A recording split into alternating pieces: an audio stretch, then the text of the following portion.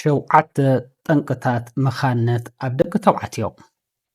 ቀዳማይ ዘይንውር ዘርኢ ተባዕታይ ኣብ ኖርማል ስፐርም ፕሮዳክሽን። እዚ እቲ ኣዝዩ ልሙድ ጠንቂ ናይ ደቂ ተባዕትዮ ፀገም መኻንነት እዩ። ጥንሲ ብንውር መንገዲ ንኽፍጠር ሓደ ወዲ ተባዕታይ እኹል በዝሒ ዘለዎ ጽቡቕ ምንቅስቓስ ዝኽእልን ንንቋቁሖ ከዳቕል ዓቕሚ ዘለዎን ጥዑይ ዘርኢ ስፐርም ከመርት እንተኽኢሉ እዩ። ኣብዚ ዝጠቓለሉ ጠንቅታት ከም ውሕድ ቁጽሪ ዘርኢ ተባዕትዮ ኦሊጎስፐርሚያ፣ እዚ ማለት ኣብቲ ዝፈስስ ፈሳሲ ወዲ ተባዕታይ ዘሎ ናይ ስፐርም ሴል በዝሒ ካብቲ ንውር ውሕድ ክኸውን እንተሎ እዩ።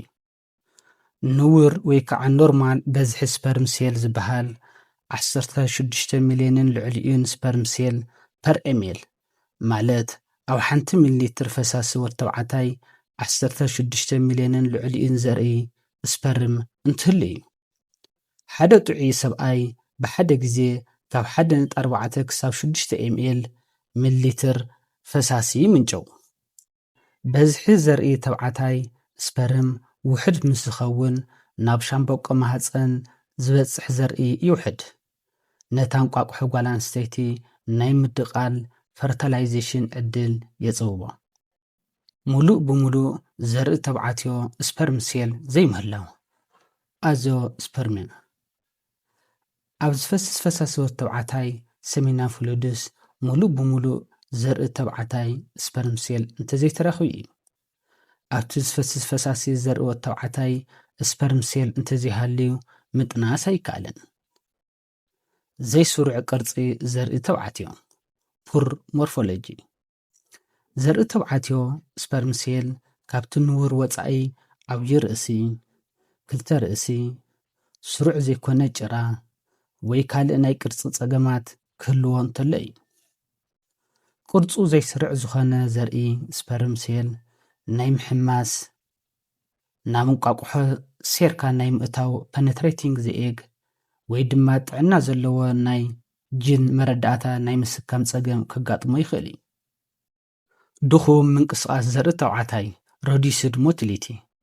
ዘርኢ ወዲ ተባዕታይ ስፐርም ናብ እንቋቁሖ ጓል ኣንስተይቲ ንምብጻሕ ብማህፀን ኣቢሉ ክጓዓዝ ኣለዎ። ጽቡቕ ዘይንቀሳቐስ ዘርኢ ስፐርም ናብታ እንቋቁሖ ከይበጽሐ ክተርፍ ስለ ዝኽእል ምድቃል ወይ ምውሃድ ዘርኢ ተባዕታይ ምስ እንቋቁሖ ክጋጥም ኣይኽእልን።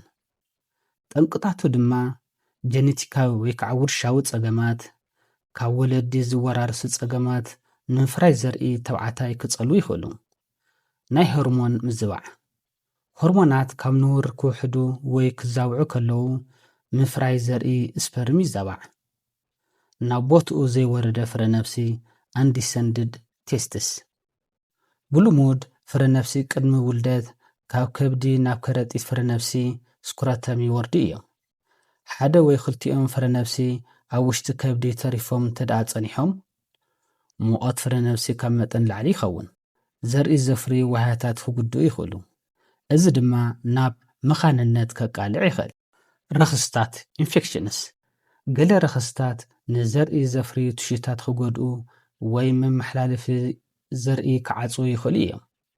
ኣብነታት ከም ሕማም ሰሙን ጽግዕ፣ መንፕስ፣ ብፆታዊ ርክብ ዝመሓላለፉ ረኽስታት፣ ከምኡ'ውን ኣብ ናይ መፍረዪ ኣካላት ዘጋጥም ሕማም ቲቢ፣ ሕማም ሽኮርን ካልኦት ሕዱር ሕማማትን። ሕዱር ሕማማት እዞም ስዑ ዕንቅፋታት ክፈጥሩ ይኽእሉ። ትሑት ምፍራይ ሆርሞን፣ ምድኻም ሰራወር መትኒ፣ ፆታዊ ብቅዓት ምቕናስ፣ ትሑት ምፍራይ ዘርእን ካልኦት ጸገማትን ከምጽእ ይኽእል እዩ። ክቡራት ተመልከትና ኩሉ ግዜ ነዳልዎም ናይ ጥዕና ሓበሬታ ቪድዮታት ክበጽሕኹም ንቻናልና ሳብስክራይብ ምግባር ኣይትረስዑ። ካልኣይ ቫሪኮሴል። ቫሪኮሴል ማለት ኣብ ውሽጢ ከረጢት ፍረ ነፍሲ ስኩራተም ዝርከቡ ሰራውር ደም ቬይንስ ከምቲ ኣብ እግሪ ዘጋጥም ዓይነት ምውጣር ሰራውር ደም ቫሪኮስ ቬይን ክረጉድን ክሰፍሑን እንተለዉ እዩ። ሳዕቤናቱ ድማ ሙቐት ፍረ ነፍሲ ምውሳኽ፣ ጽሬትን በዝሕን ዘርኢ ተባዕታይ ስፐርም ምቕናስን የምጽእ። እዚ ሓደ ካብቶም ብሕክምና ክሓውዩ ዝኽእሉ ልሙዳት ጠንቅታት መኻንነት ሰብኡት እዩ። ሳልሳይ ምዕፃዊ መመሓላለፊ ዘርኢ ተውዓትዮ obstruction of sperm transport ዘርኢ ተውዓታይ ስፐርም ብንውር ዋላ እኳ እንተፈረየ ክወፅእ እንከሎ ብርክት ዝበሉ ቱቦታት ሓሊፉ እዩ ምስ ፈሳሲ ዝሕወስ ኣብዚ ጉዕዞ እዚ ኣብ ዝኾነ ቦታ ምዕፃው እንተጋጢሙ እቲ ዘርኢ ስፐርም ምስ ዝወፅእ ፈሳሲ ከይተሓወሰ ይተርፍ ጠንቅታቱ ድማ ናይ ቀደም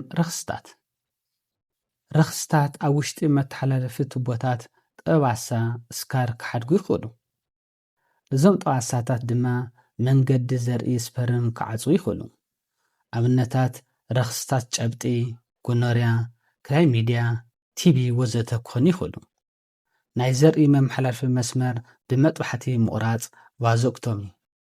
ቫዞክቶሚ ማለት ንዘይምውላድ ኮነ ተባሂሉ እቲ ዘርኢ ተባዕታይ ዘመሓላልፍ ቱቦ ቫስ ዲፈረንስ ብመጥባሕቲ እንትዕፀ እዩ ተፈጥሮኣዊ መመሓላለፊ መስመራት ዘርኢ ተባዕታይ ዘይምህላው ኮንጀኒታል ኣብሰንስ ኦፍ ዳክትስ ገላ ወዳት ናይ ዘርኢ መመሓላለፊ መስመር ዘይብሎም ይውለዱ እዮም እዚ ሓደ ግዜ ምስ ናይ ጂን ፀገማት ከም ሲስቲክ ፋይብሮሲስ ዝተሓዝ እዩ ብመጥባሕቲ ዝመፁ ጉድኣታት ኣብ ከረጢት ፍረ ነፍሲ ፍሕኛ ሽንቲ ብላደር ወይ ኣብ ጎሎ ፐልቪስ ወዘተ ዝግበሩ መጥባሕትታት ብጌጋ ንቱቦታት ዘርኢ ክጎድእዎ ይኽእሉ እዮም ራብዓይ ናይ ሆርሞን ፀገማት ሆርሞናል ዲስኦርደርስ ከም ሃይፖጎናዲዝም ፍረ ነፍሲ እኹል ቴስቶስትሮን ከፍሪ እንተዘይኽኢሉ ምልክታቱ ድማ ናይ ባፅሕ ሰብኣይ ምልክት ዝኾኑ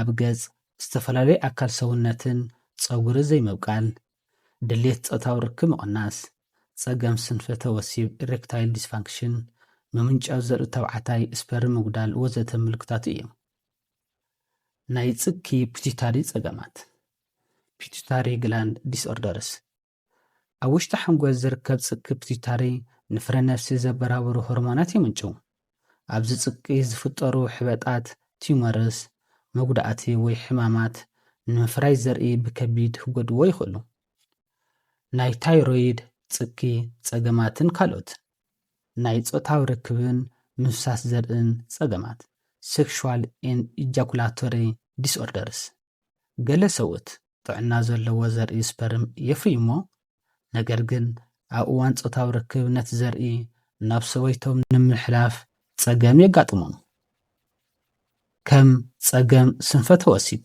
ኢሬክታይል ዲስፋንክሽን ዘርኢ ናብ ፍሕኛ ተመሊሱ ምፍሳስ ሪትሮግሬድ ኢጃኩሌሽን ቅጽበታዊ ምፍሳስ ዘርኢ ፕሪማቹር ኢጃኩሌሽን ድሌት ፆታዊ ርክብ ምቕናስ ዝውሉ ፀገማት ድማ የጋጥሙ ሻድሻይ ረኽስታት ኢንፌክሽንስ ኣብነታት ክላሚድያ ጨብጢ ናይ ሰሙን ጽግዕ ረኽሲ ኣብ ፍረ ነፍሲ መንፕስ ኦርካይተስ HIV እዞም ረኽስታት እዚኦም ንመፍረይ ኣካላት ከበላሽው ወይ ንመፍረይ ዘርኢ ከሰናኽሉ ይኽእሉ ሻብዓይ ናይ ኣነባብራን ከባብያውን ጠንቅታት ላይፍስታይል ኤንድ ኢንቫይሮንመንታል ፋክተርስ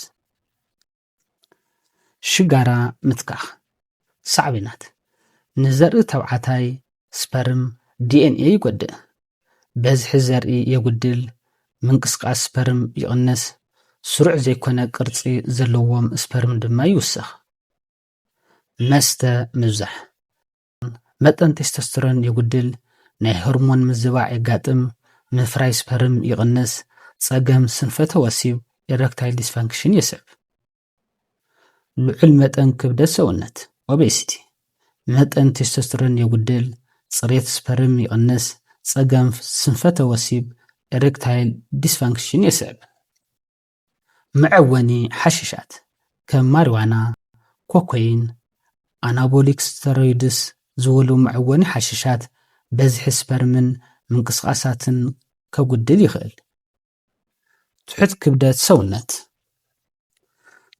ክብደት ሰውነት አንደርዌይት ትሑት መጠን ቴስቶስትሮን ድኹም ምንጫው ስፐርም የስዕብ ንሙቐት ምቅላዕ ምፍራይ ዘርኢ ተባዕታይ ካብቲ ንውር ናይ ሰውነት ሙቐት ቁሩብ ዝዝሓለ ኩነታት የልዩ ኣብነታት ኩሉ ግዜ ውዑይ ሻወር ምሕጻብ፣ ሳውና፣ ስቲም ባዝ ከምኡ